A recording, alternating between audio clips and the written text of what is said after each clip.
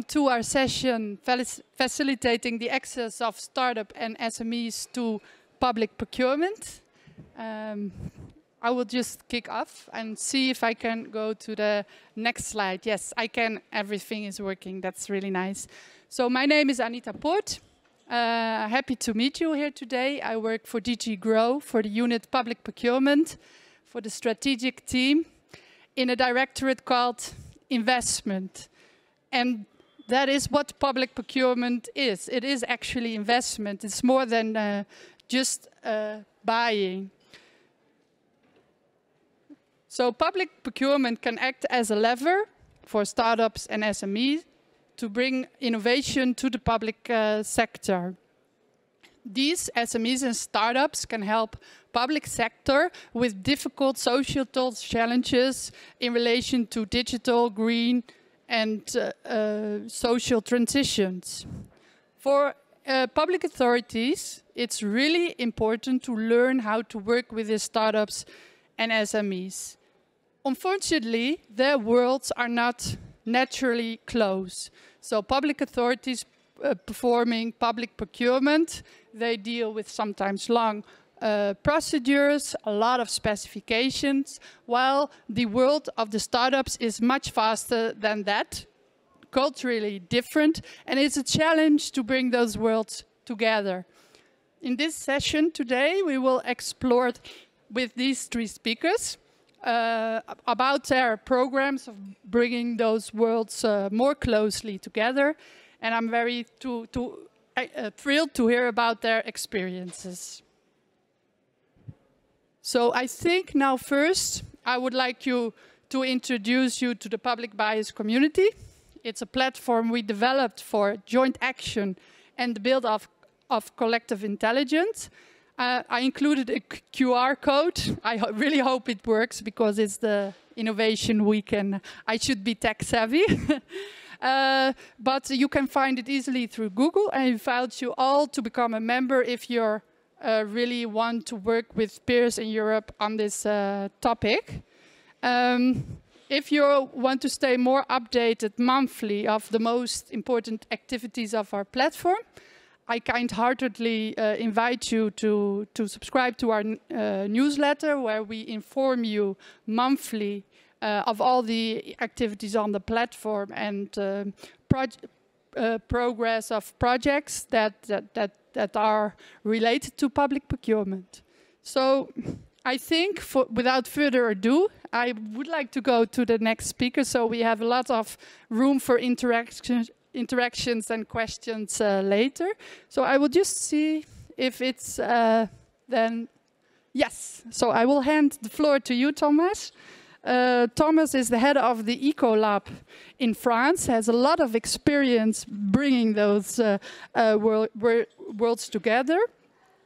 Ecolab is the innovation laboratory for ecological transition, for the valorization of public data and innovative answers to the double emergency of ecological transition and digital transformation, I read on your website. And this title makes me so curious to what activities are exploited under the Ecolab and how they relate to innovative public procurement practices. So, Thomas, the floor is yours. Thanks, Anita. I'm very pleased to be here with you today. So, what is Ecolab? We are the innovation department for the French Ministry of Ecological Transition and for territorial cohesion. Our aim is to accelerate the Green New Deal thanks to innovation, thanks to public innovation, and thanks to private innovation. We use two main levers of actions. There are two teams in Ecolab. First team is dedicated to data and artificial intelligence. How can we have better decisions, more accurate decisions, quicker decisions, greener decisions, thanks to data and thanks to artificial intelligence? And the second levels of action, it is startup, the French ecosystem of green tech startups. So we are responsible of the animation for the animation of this French ecosystem. 2,700 green tech startup. I will present you this section. And behind these two levels of action, public procurement are at stake everywhere. They are one of our main tools to implement concretely the Green New Deal. So I will make a focus on the Green Tech Innovation Initiative.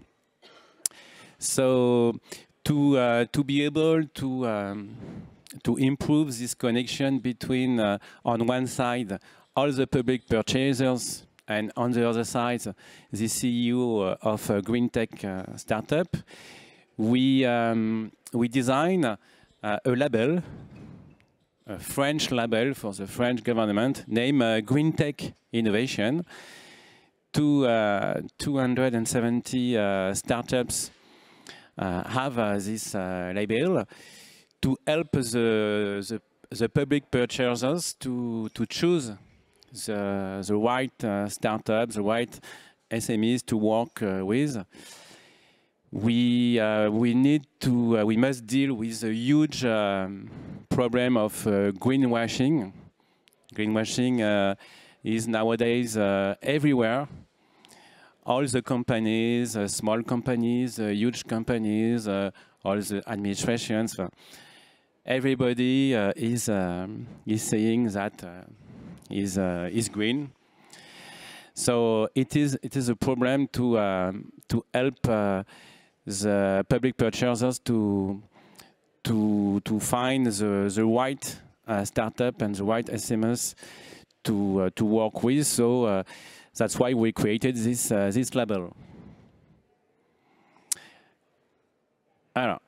To be more concrete, we imagine a directory of green tech innovation. It is a directory dedicated to public procurement. You can find it on the website. It's a greentechinnovation.fr. So in this directory, you have all the startups and SMEs that we choose, and you can see the innovative public procurement they already have implemented. So it helps both public purchasers to find some startups which already have an experience of public innovative procurement. And it also helps the startups to see that other startups, other SMEs have already taken the risk to go in the experience, sometimes hard, of public innovative procurement. Behind this, what is mainly at stake, it is the trust between these two universe of CEO, of startups and SMEs, in the universe of public purchasers. That's why we organize a lot of events.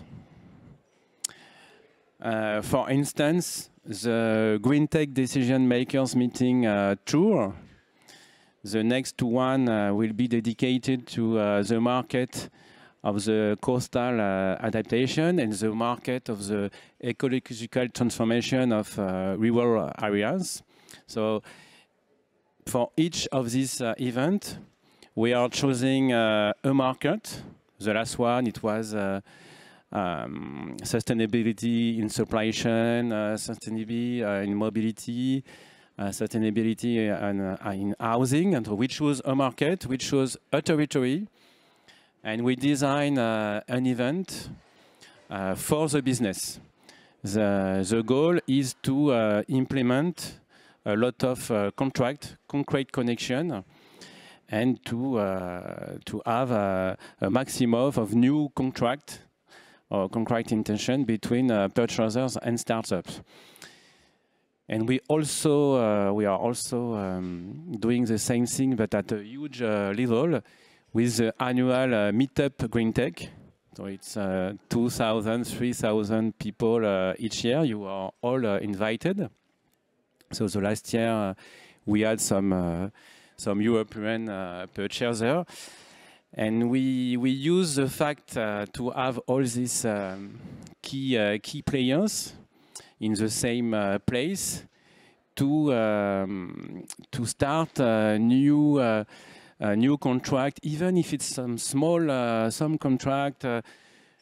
All is done to manage the first contact. For instance, there are some what we call reverse pitch. So the startups, the SMEs do not pitch. The purchasers, the public purchasers, are pitching. And we made the test with a European town last year, also with Oslo, and a lot of French town or French public purchasers. So we estimate we have to help public purchasers to be able to success in their pitch, to be attractive. If not, the startups, the SMEs, do not want to take the risk to work with them. So each year it is in October. So you can quote it. And what is an example of the philosophy of our action is the Living Lab Green Tech approach.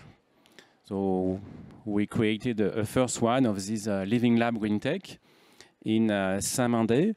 So it's a living lab dedicated to the incubation both of startup and public purchasers. It is the innovation of this living lab. It's not only for startup incubation, it's also for public procurement incubation. The only startup we host in this space are startups which which are targeting public procurement. It's very concrete. It was a first experience, a successful experience. So we will open a new Living Lab Green Tech dedicated to innovative public procurement. The next one will be in Orléans. And what it is demonstrating, it is this question of trust behind innovation procurement. There are always women and men, and if we are not able to success a considerable shift toward more trust between those two universes of startups and public purchasers, all the law, French laws, European laws won't be effective.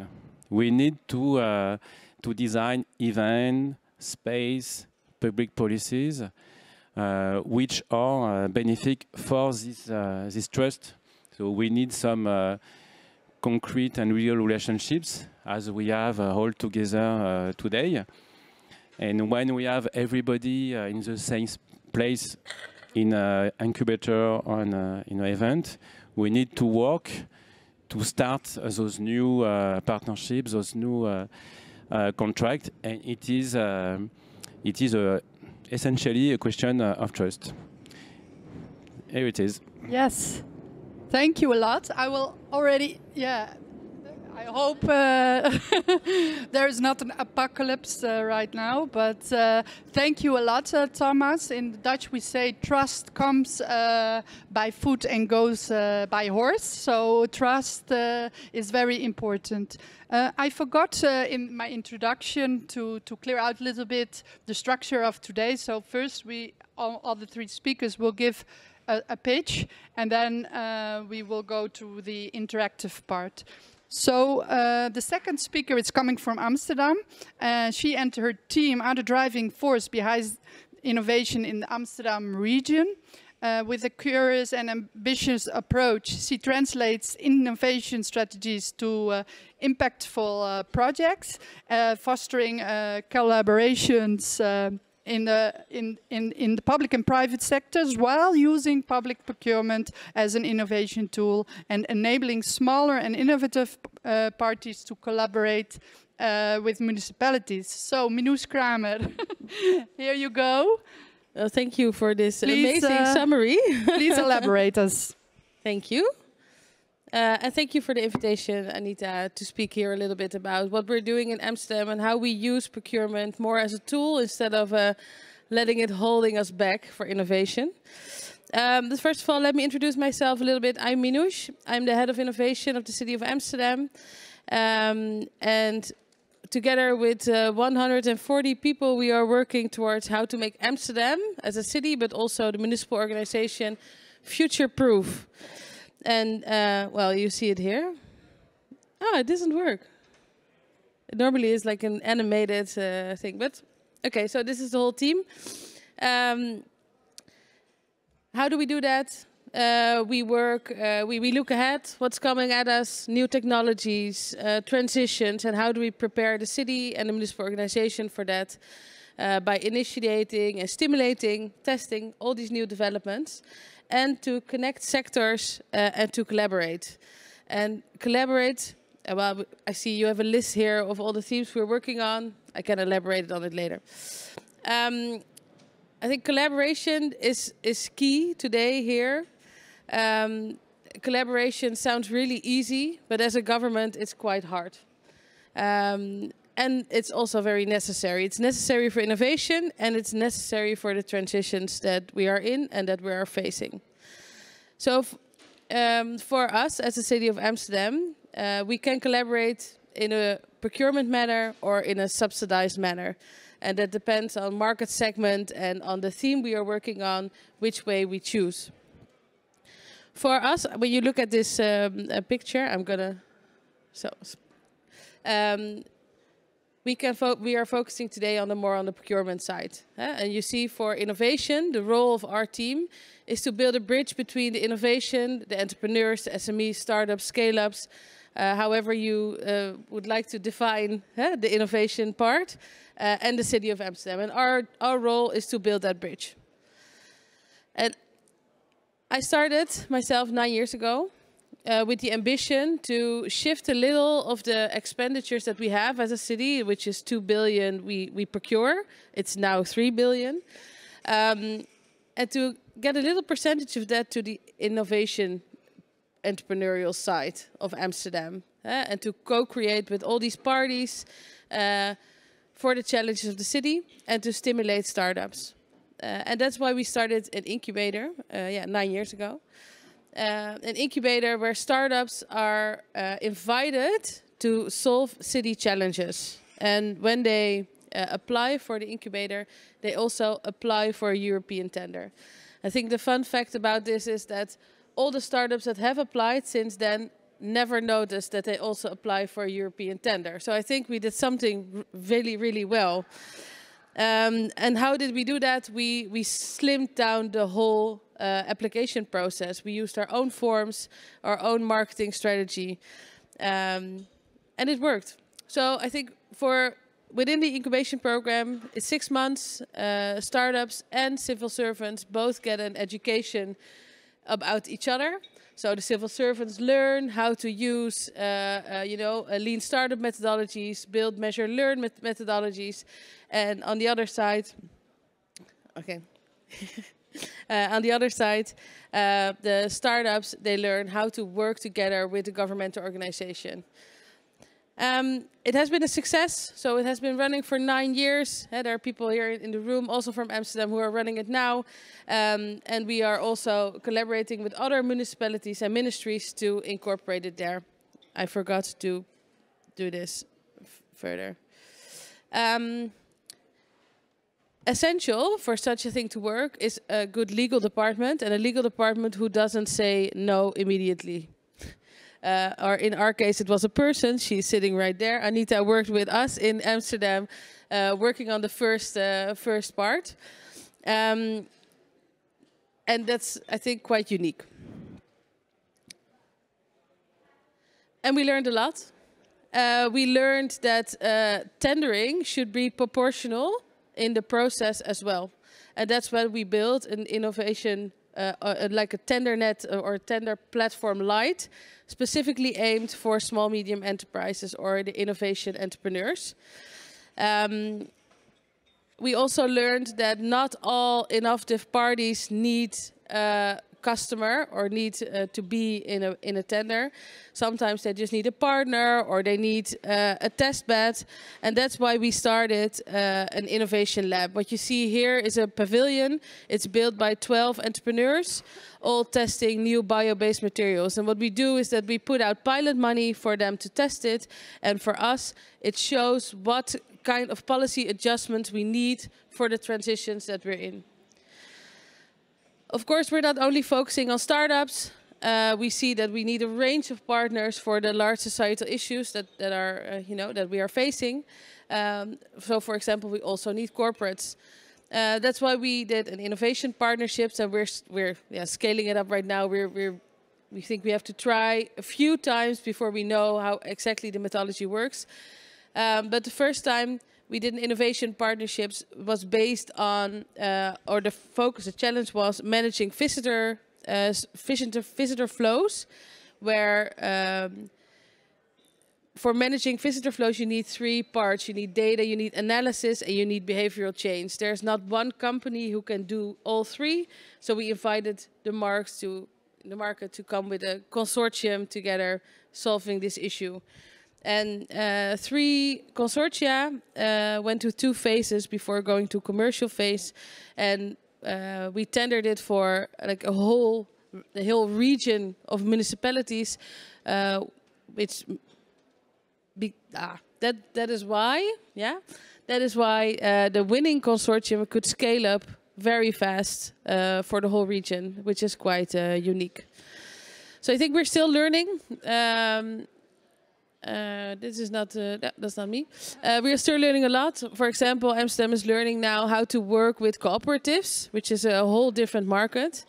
And yesterday I was in a meeting where someone talked about social outcome contracts. It's very interesting. So if someone knows more, I would love to learn more about social outcome contracts. Thank you so much. Thank you a lot, Minouche, and very curious.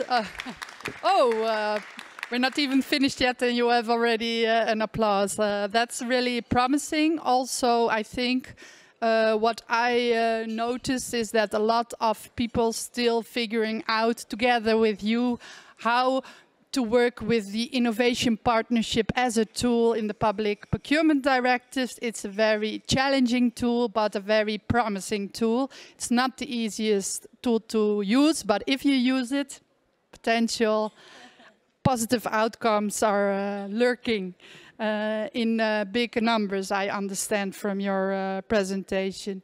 And now we go to another project that has a lot of experience with bringing worlds together. It's the GovTech for All program, and also our colleague Stefan is in the room. But today we have here Kamila Gasinska from the GovTech Lab Lithuania, and they run a structured innovation process that facilitates cooperation between public sector and startups, innovative companies, to build digital solutions that solve governance challenges. So I will just, do you have a thing? If you just, I will love to hear about it, so please take the floor, and then after the presentation of Camilla, I will ask each participant some questions, and we will open up for questions. Thank you for the introduction. Sorry, I'm wearing mask. It's not COVID, it's not flu, but it's better to be safe than sorry. I don't feel very well.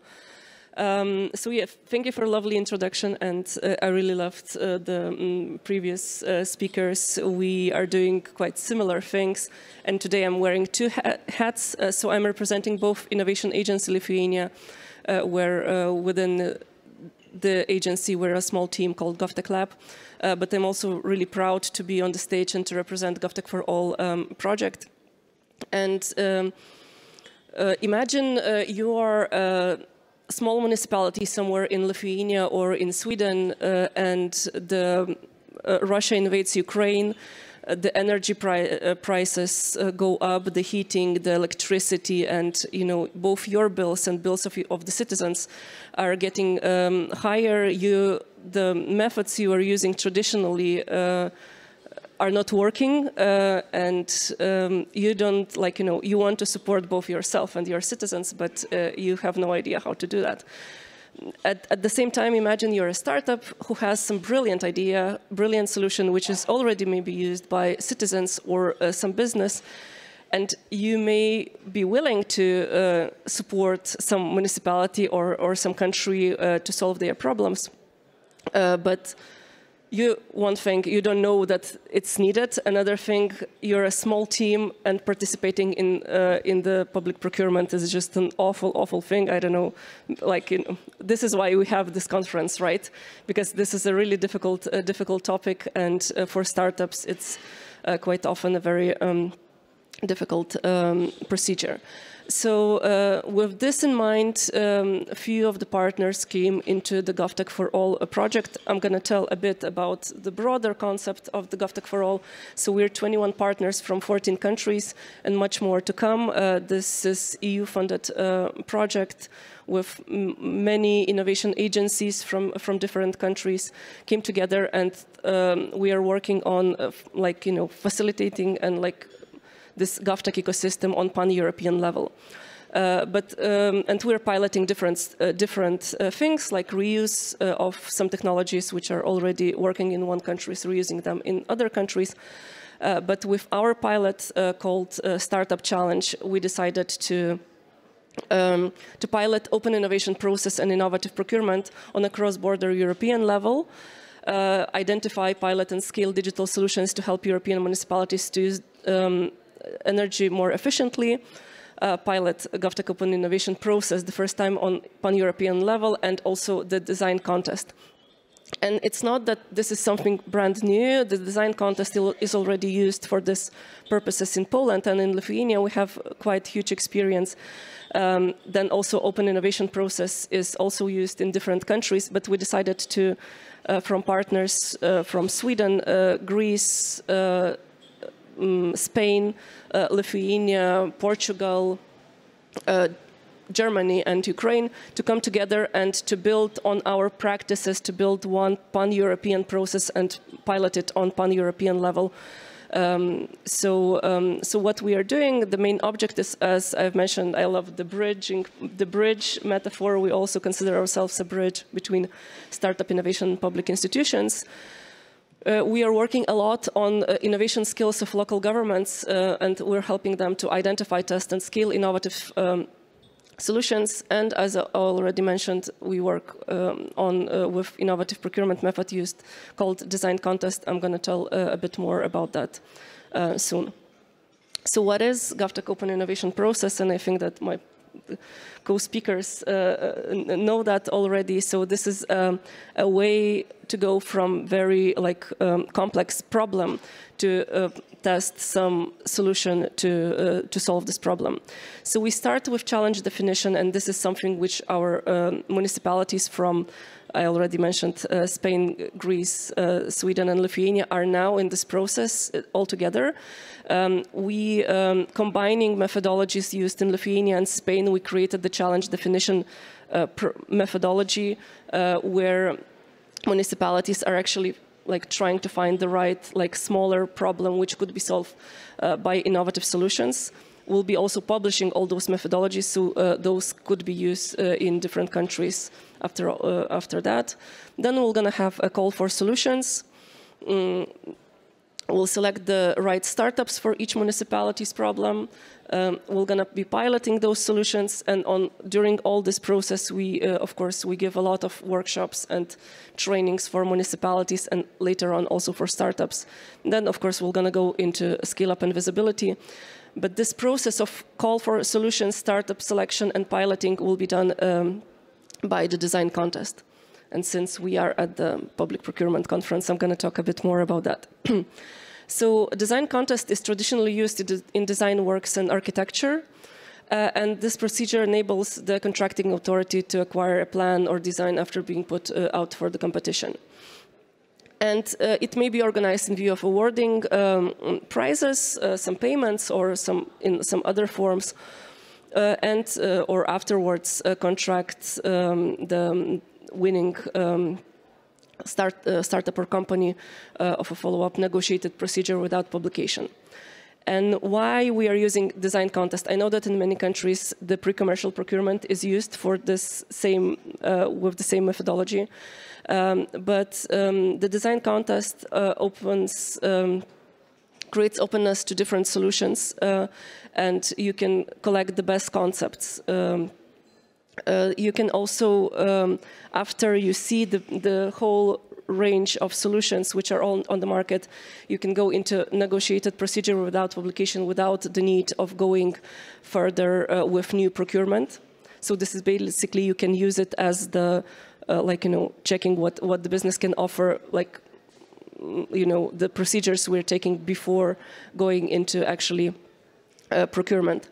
You can do it through this procurement method. It's also more flexible, has more flexible evaluation criteria. You don't need to put the technical details of the solution you want to procure. You can just put the question of how I could do this or that better. Then also prizes encourage smaller players and startups.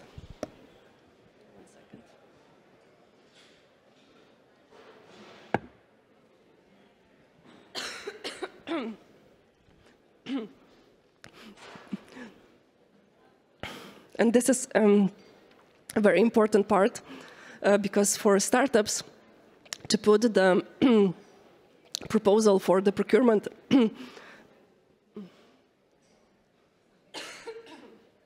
yeah, I'm okay, sorry for that. So they are small teams, they don't have enough resources sometimes to put the proposals, and it's a big risk for them if they don't win the contract in the end. But with design contest, you can give the prizes for the best solutions, and even if they get 5,000 euros or 2,000 euros as a prize, it's worth for them to participate, and we see a lot of startups participating in those.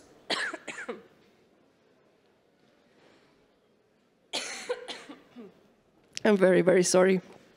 But I thought, as I already came to Brussels, I'll still try to present. Then also the proposals are evaluated anonymously, which deals with the biases towards big and well-known companies. This can be used for both pilots and full-scale solutions. And this is the most important part why we are using it in Lithuania. Because you don't need to prove the need for innovation, which you need to do with pre-commercial procurement. Because many times, this is not the innovation per se. Business is using it custom,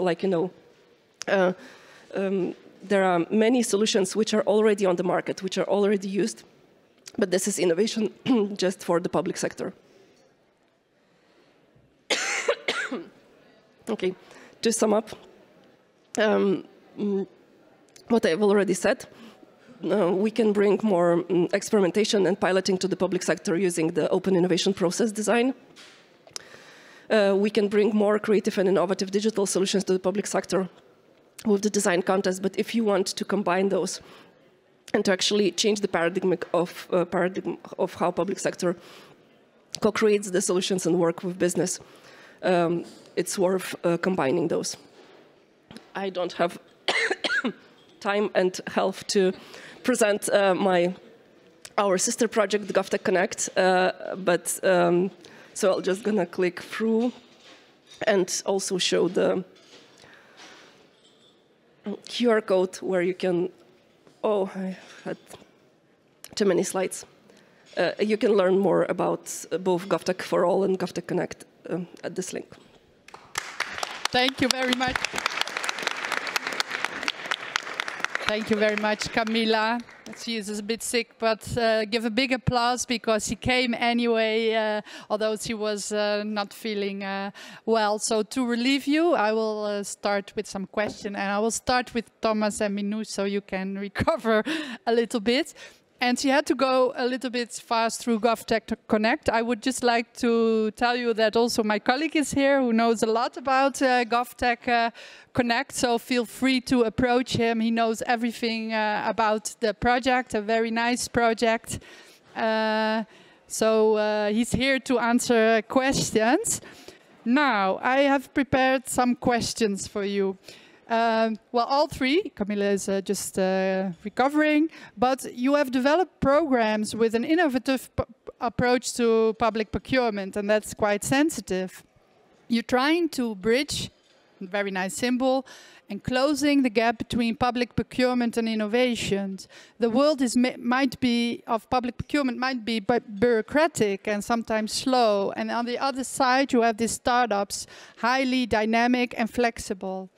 I wonder why and if it was you started 9 years ago. I don't know exactly, but I know the Ecolab is already there for some times.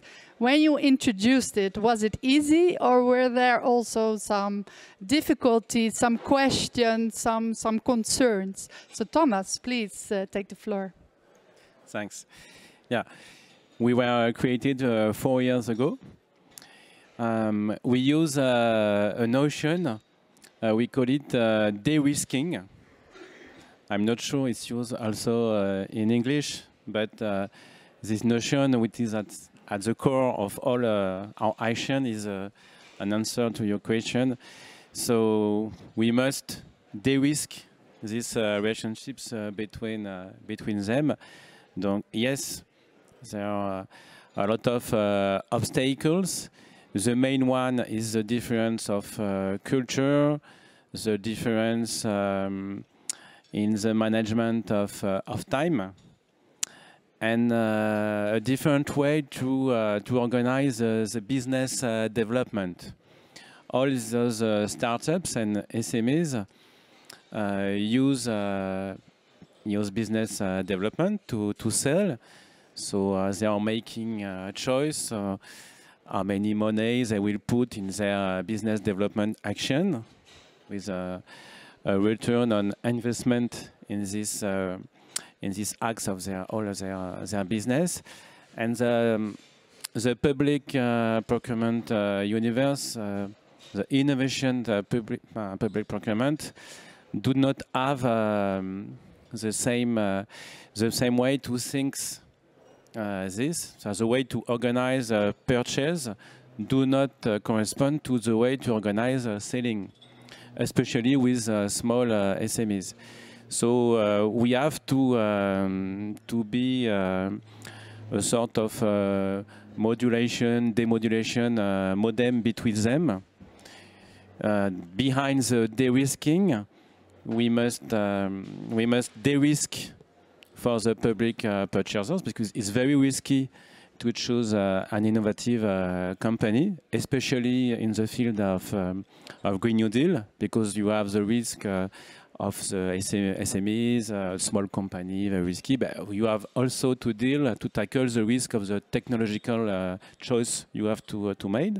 So we must de-risk this for the public purchasers, but we also must de-risk for the startups.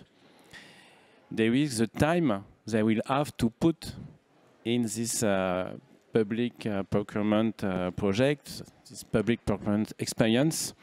More time, yes, but a return on this investment. And it is, I think, the main obstacle we had to face. And that's why we are designing all these event, digital platform, directory, living lab. Well. Yeah, yes, that sounds really good. So Minouche, to you the same question, and maybe you could also elaborate if industry in general is happy with if the municipality exploits such programs or not. Is it helpful for them? What is their reaction in general? But first, please tell us your experience introducing such a program in an organization that might have some questions about it. Yeah, I think there were a lot of questions about it. We had our political side in Amsterdam was very enthusiastic. So our alderman and our mayor, they really want to change something. That helped a lot. I agree with the culture shock of both sides. And it's a completely different way of working. Giving an assignment, not in a traditional way, but giving an assignment to a startup and co-creating together. Learning together. So I think one of the most important things we've learned is that getting to know each other on a value basis and on is so important for the result. So I think that changed the design of the program a lot. Resistance also, of course, from the legal side. I didn't know anything about procurement, so that was 9 years ago. I think I know a little bit about it now. We learned a lot.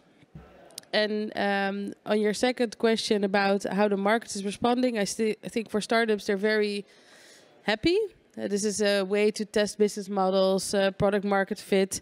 I think for a lot of more impact startups, you always need government. So it's good for the government to be connected already in a very early stage. Looking at more of a scale-up program, when we posed a challenge in the market, it was a very traditional market constantly saying to us, you have to be more innovative, you have to be more innovative. And then the government says, okay, this is a challenge. It was a bit of a scare for the market parties. What do I have to do? What is the structures? What are the guidelines? So it is interesting to see that such a market, the reaction was completely different because they were asking for more innovation in tenders. And then we did it, and then the market was like, and nu? And now what? Yeah, so I think that's... And how did that end then? Well, good. So just a lot of conversations, also getting to know each other. What is the core need? What are the values we want to implement? So I think, yeah, we're good. Are you ready? Are you ready? Yeah, yeah. So the question was implementing your project. What was the responses within organization you worked with, and maybe you can elaborate also what was the reaction of the market? How did they appreciate the effort? Yeah, so I can tell more about GovTech Lab Lithuania because now with this GovTech for All, we're just starting, you know, and this is already like funded, and so I could tell more in a year or so. But when we were starting, we found the procurement method, right? When I started working, I didn't want to know anything about the procurement, but working in this field, it's like just impossible. Of course, and we had one great pilot, and we saw that, like, you know, there are many organizations interested, but when we tried to invite them to put their own money into the procurement, which is quite risky, like, you know, to work and collaborate with startups, we saw that, yeah, it's not enough, like, you know. So now we are giving funding in Lithuania for running this pilot projects. We're giving funding for the public sector and organizations, and we have, like, you know, more than 100 applying every year. But we still see that they are too risk averse to put their own funding for that. And this is the problem with scaling for sure, when, like, you know, we're funding the pilot projects. But if the pilot works quite well, they're still, like, not that eager to put their money on the table. So we are working a lot with that. We don't think that, you know, giving the fish all the time will work. Like, you know, we teach them how to catch the fish at some point. We hope they will they will be eager to do that themselves. But we are still a bit struggling with that part. And for the market, they're quite eager to participate with the design contest. We actually see a lot of students coming as like, creating some small company just to participate in the design contest. As I've mentioned, even if they don't win, they they win the contract, they can win the prize for the best idea. So the market is really interested in that. Of course, we're also a small market, so and we are putting those procurements in batches. This is a bit difficult sometimes when, we have 40 procurements at the same time. The market is not that big and we see also many big companies, and this is why I would like to speak later with Amsterdam, how you're actually encouraging more startups to join, because we still see many big companies applying for this, for those calls, but the market is more and more interested in what's going on. Well, thank you very much. I think now we arrive to the time to ask questions from the audience, if there are any. If you have a question, you can raise your hands and ask a question and to which speaker it's addressed. Are there any questions? Oh, there are. I saw this gentleman here and the gentleman after. Thanks. Hi, my name is Luca. I'm Hello. working for the Swiss liaison office here in Brussels. And I have a question for you, Minouche. How do you mitigate the risk to face a huge backlash when innovation procurement would fail? As a city, is it a cultural change or a mindset? How do you deal with that? It's a very good question. I think it's an innovation mindset in general. You cannot innovate if there's no freedom to fail. So I think that's on me then. But did the politician do something? Yeah, I think Retaliation, we're talking here. I wouldn't take it that far that the politician would take this one. I think it's more on the innovation side. So I think for me and our CTO, together, we are the ones taking the risks. But yeah, So maybe you can explain a little bit what special position the Chief Technology Office has in Amsterdam and why you're able to take these risks while in all public organizations it's so difficult to take. Yeah. So we started, I think, 10 years ago with the innovation team. We were a very small team, sort of fighting to our existence of innovation. So for now, we are so big, everyone agrees there should be an innovation team. And also everyone agrees that there should be some freedom to fail. So it existed over time and it grew over time. I think for us, it's important that legally it is right what we're doing. It's not wrong. Right? Okay, so I always see you have a black area. I don't have a legal background. So I can say these kind of things. Disclaimer.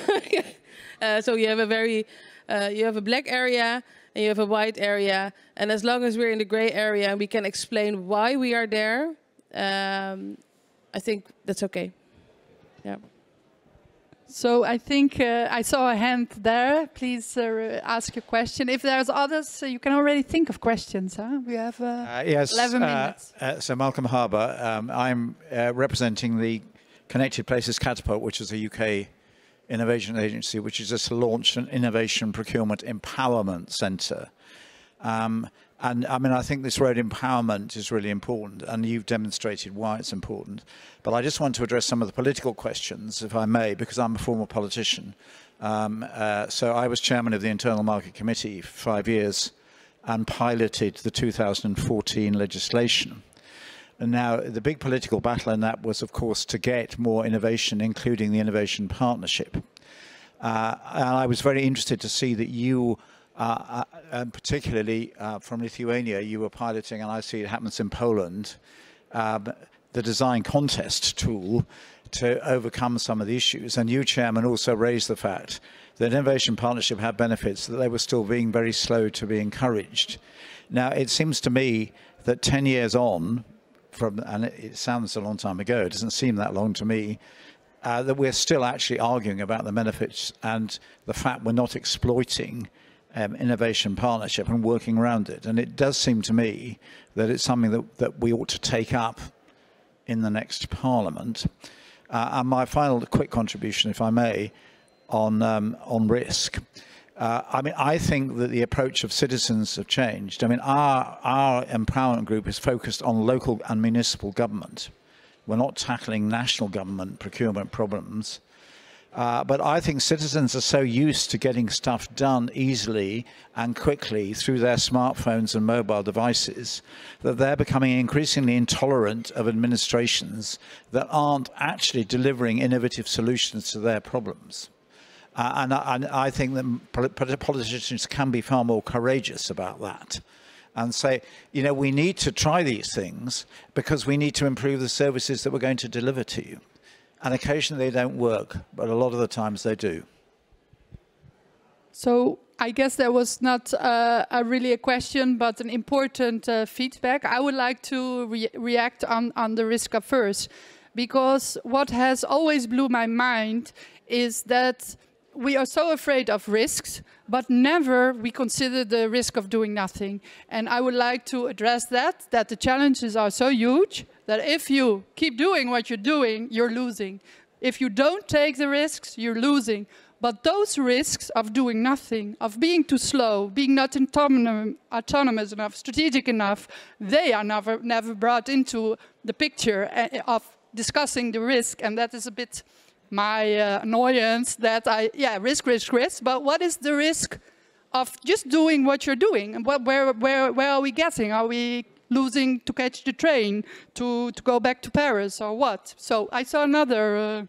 Also, Anita, maybe another important point to discuss is the innovation partnership, because I totally agree. It's not my preferred method, because it's very high in capacity demand and it costs a lot of money. So you're always looking at other methods that can almost be designed as an innovation partnership. So I agree with your conclusion that it's quite tricky. You take the phone, Mike, so I think something... I just going to comment on, because there are two ways of looking at those like innovation procurement. Do we want to use particular procurement method, or do we want things to be done? And I think that in Lithuania, this is like, we care that more innovative solutions like, will be in the public sector, will be implemented. And we don't care about the method. So we are like, going around, we see that this way won't work. This is how we decided to use design contest, and this is why we are trying testing it on pan-European level now, because we see it works. So like, why do we need to use other procurement method if like this works quite well? So you're an artist looking in your toolbox of public procurement procedures, and then we have an innovation partnership for the big job, but we have also other tools for other jobs that might be just as effective. I saw you also got ideas, a light bulb above your head. Yeah, maybe. I'm not completely at ease with all of this. In my opinion, public procurement is not a finality, it's a tool. It must serve public policy. For instance, Green New Deal in France. We must avoid 138 million of tons of carbon dioxide in only 6 years. It's much more than the 33 last years in addition. And public procurement is only a tool, but a main tool, a huge tool. We have a huge responsibility to serve the Green New Deal, and to success this, we do not have to think innovative procurement as a finality. We must remember that we must serve public policy. In my opinion, especially the climate emergency. It's a real emergency. we must be able to change the way we deal with all of this, and that's why I was reacting. We must do not forget it's not a finality; it's only a tool, and we must keep focusing on towards the public policies we have to serve. Yes, I see we still have 5 minutes. I have one final closing remark, so I don't know, maybe we can do one more question? Yes, before? I have the mic, so we are here. Steven Magars, I'm a public procurement professor and also a lawyer. Let me congratulate you, because this is really an interesting discussion. It's a very good panel and also a very good moderator, so congratulations for that. Thank you. One small issue, Minouche, I think taking risks, of course, is important, because sometimes you have to take risks and then you have risk management. I wonder, did you ever have meetings with the European Commission on state aid? Because also, you know, the current plans favoring SMEs is quite tricky, and are there maybe at European Commission level, are there plans to make the rules a bit more flexible from state aid perspective? Because, yeah, once again, SMEs, you know, it's quite a tricky question.